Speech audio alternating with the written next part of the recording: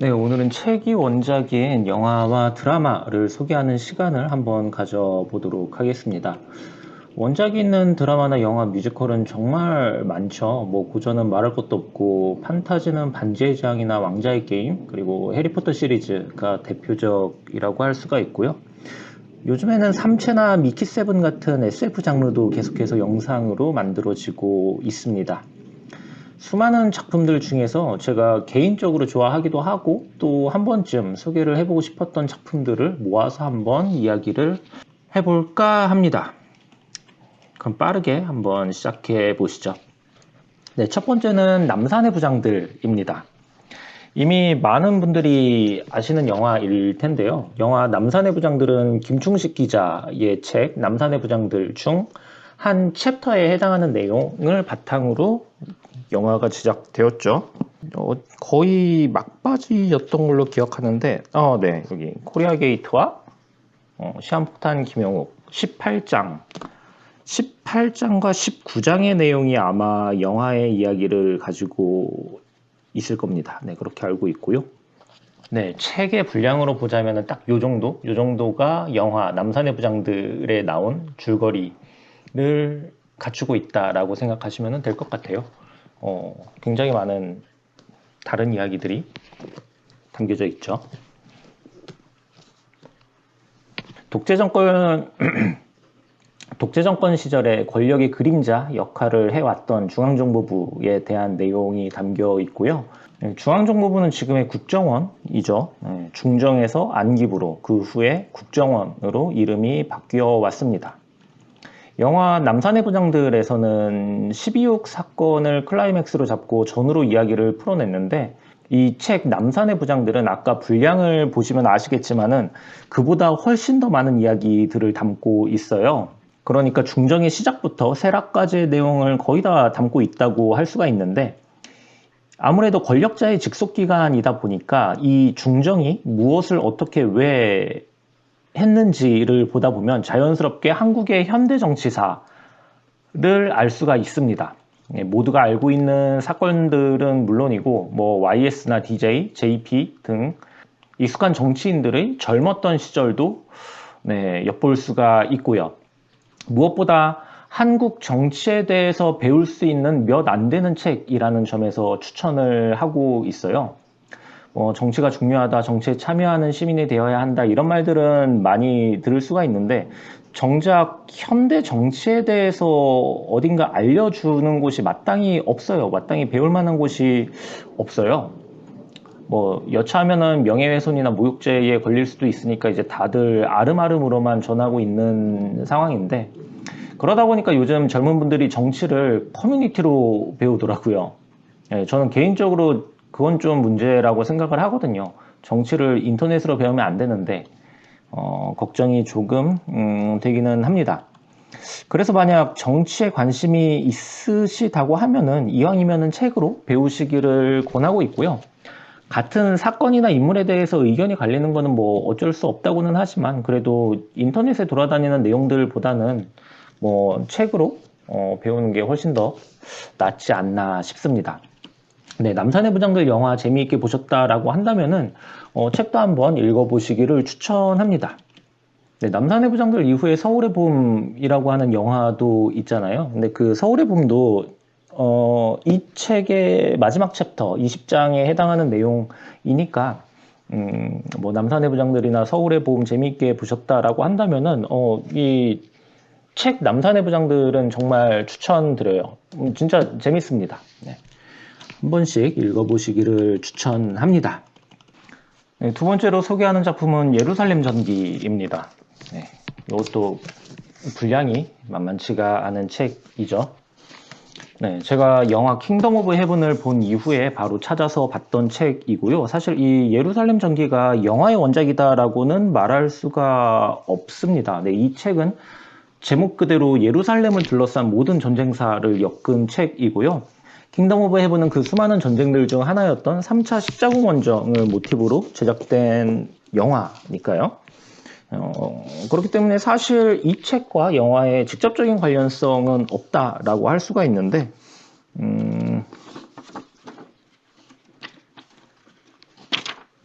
네, 딱 영화의 분량이 이 정도의 내용입니다. 네.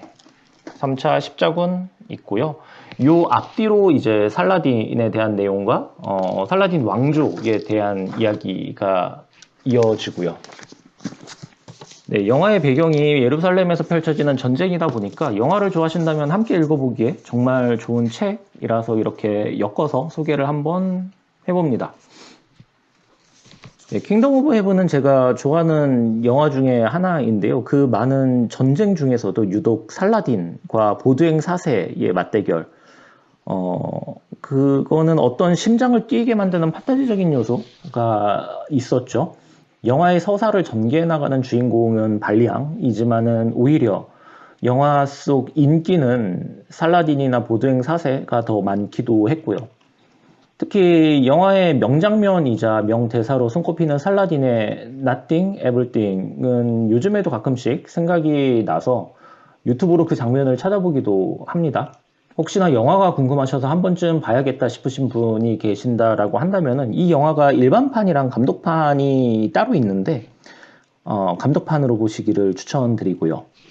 아브라함의 세 종교, 유대교, 그리스교, 이슬람교가 예루살렘이라고 하는 성지를 놓고 벌이는 오랜 전쟁의 역사를 그대로 담고 있죠. 현대에도 여전히 분쟁이 끊이지 않는 곳이죠. 예루살렘이라는 곳은. 제 버킷리스트 중 하나가 예루살렘에 실제로 한번 가보는 것이기는 한데 네, 정말 기약은 없습니다. 이렇게 영화 킹덤 오브 헤븐과 예루살렘 전기를 소개해 봤습니다. 영화 보시고 마음에 드신다면 책으로 한번 살펴보시기를 바라겠습니다. 다음으로 소개할 작품은 드라마 안나와 그 원작 소설인 치밀한 이방인입니다. 정하나 작가의 소설 치밀한 이방인의 주인공인 안나의 이름을 본따서 드라마 안나가 만들어지게 되었는데요. 사실 안나는 주인공의 본명이 아니라 본명은 이유미라는 이름인데 이 이유미가 다른 사람들에게 사용하는 가명 중에 하나고요. 드라마에서 안나 역을 수지님이 맡아서 연기하셨죠. 쇼츠를 보던 중에 잠깐 드라마 안나의 장면이 나왔었는데 와, 수지님의 모습을 넋을 잃고 봤던 기억이 있습니다. 정말 너무 아름다우시죠. 분명히 이 원작 소설에서는 안나를 그렇게 특출나게 예쁘지는 않은 사람 정도로 표현한 문장들이 몇몇 있거든요. 근데 그 배역이 수지님이라니 덕분에 드라마를 더욱더 몰입해서 볼 수가 있었습니다. 이 친밀한 이방인과 드라마 안나는 같으면서도 조금 다른 작품이라고 할 수가 있는데요. 뭐 당연히 각색이 들어가니까 달라지는 내용이 있는 거는 뭐 필연적이겠지만 그 외에도 작품이 말하고자 하는 메시지가 조금 다르다는 점이 포인트입니다. 친밀한 이방인의 서사를 이끌어가는 중심에는 안나가 있지만 재미있게도 소설 안에서는 안나가 직접적으로 등장을 하지 않아요. 안나를 아는 주변인들을 통해서 안나에 대한 이야기를 전달받는 방식으로 진행이 됩니다. 그리고 사실 모두가 안나의 거짓된 삶에 대해 이야기를 하고 있지만 말미에는 정작 자신 또한 안나와 크게 다르지 않게 거짓된 삶을 살고 있다는 것을 깨달으면서 서사가 전개가 되거든요. 근데 반대로 드라마 안나에서는 주인공인 안나가 직접 등장해서 자신의 이야기를 끌어갑니다. 뭐 당연히 그럴 수밖에 없죠. 드라마에서 주인공이 등장하지 않으면 안 되니까요. 그렇기 때문에 안나라는 중심 인물에 포커스를 맞춰서 스토리가 전개됩니다. 드라마 안나를 통해서 배우들의 연기를 지켜보는 재미도 훌륭한데 역시 원작 소설을 읽으면서 장면들을 직접 한번 상상해보고 등장하는 인물들에 대해서 사유를 한번 해보는 재미도 있으니까요. 네, 소설을 먼저 읽어보시기를 추천합니다. 진짜 소설도 진짜 재미있어요. 보통 저는 원작이 있는 영상물을 볼 때에는 무조건 원작을 먼저 읽고 난 이후에 그 다음에 이제 영상물을 좀 찾아보는데요. 이게 한번 시각 정보가 들어오게 되면은 그 이후로 글을 읽어도 그 머릿속에서 더 이상 새로운 게 그려지지가 않더라고요. 그래서 원작이 있으면은 원작을 먼저 읽어본 후에 영상을 보거나 내가 그렸던 나의 상상력과 그리고 이제 영상을 만든 연출가의 상상력을 비교를 해보면서 책과 영화, 영상물을 감상을 하는 것도 굉장히 재미있는 방법 중에 하나가 아닌가라고 생각을 합니다. 다음 작품은 정말 소설도 그렇고 드라마도 그렇고 글로벌하게 대히트를 친 작품이죠. 네, 파친코입니다. 와, 이건 정말 명작이에요. 정말 작품이 훌륭합니다. 원작 소설 파친코를 바탕으로 애플 TV가 동명의 드라마를 제작을 했고요. 파친코를 쓰신 이민진 작가님이 한국계 미국인이라고 해요. 8살에 이제 부모님을 따라서 미국으로 이민을 가셨는데 그때가 뭐 한 1970년대였다고 합니다. 그래서 미국에서 쭉 살다가 일본계 미국인인 남편분을 만나서 일본에서 몇 년 동안 지내게 되었는데 그때 당시에 제일교포 분들을 만나서 교류하게 되었고 그렇게 소설 파친코를 집필하게 되었다고 합니다. 파친코의 매력 중 하나가 일제강점기 시대를 배경으로 하는데 포커스가 제일교포에 맞춰져 있다는 점이에요. 식민 지배를 받는 조선 땅에서 살아가는 모습이 아니라 일본으로 건너가서 온갖 차별과 혐오를 감내하면서 살아가는 사람들의 이야기를 그리고 있죠. 보통 한국에서 만들어내는 그 시대, 일제강점기 시대를 배경으로 하는 영화나 드라마는 조금 틀이 정해져 있잖아요. 뭐 매국노의 친일이라거나 그에 맞서는 애국지사들의 항일, 그리고 일본의 만행, 그리고 거기에 핍박받는 사람들의 모습 등이 좀 어느 정도 정형화되어서 보여지고 있는데 이 파친코는 일본 땅으로 넘어가서 살고 있는 조선 사람들의 비참한 생활상을 그대로 보여주고 있거든요. 그렇기에 애국이라거나 항일 같은 그런 좀 국가 차원의 내용이 아니라 말 그대로 식민 시대의 생존의 포커스가 맞춰져 있습니다. 저 역시도 정말 소설을 단숨에 읽고 그 해의 올해의 책으로 선정을 했을 만큼 소설 파친코에 푹 빠져 있던 시기가 있었고요. 총 2권으로 나눠져 있어가지고 책 분량이 좀 많은 거 아닌가 겁이 나실 수도 있는데 몰입도가 굉장히 좋아서 정말 금방 읽습니다. 나중에는 벌써 끝나는 게 아쉬울 정도니까요. 한번 시작해 보시는 걸 정말 강력하게 추천드리고요. 드라마는 애플 TV라고 하는 OTT에 가입을 해야만 볼 수 있다는 단점이 있기는 한데 드라마도 진짜 완성도 높게 잘 나왔어요.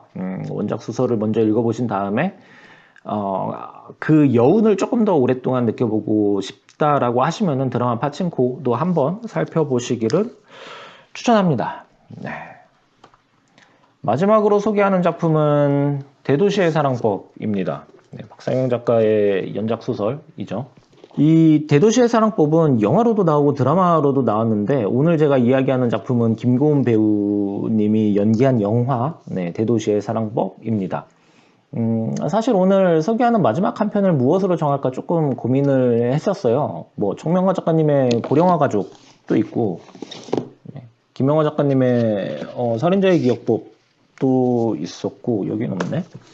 네, 최근에 화제가 되고 있는 박민규 작가의 죽음 왕녀를 위한 파반느 이것도 소설 굉장히 재밌거든요. 한국이 싫어서도 있고요. 파반느의 고화성 배우가 여기 한국이 싫어서에서도 연기를 하셨죠. 네, 마지막 작품으로 무엇을 할까 되게 고민을 하다가 그래도 대도시의 사랑법으로 정했습니다.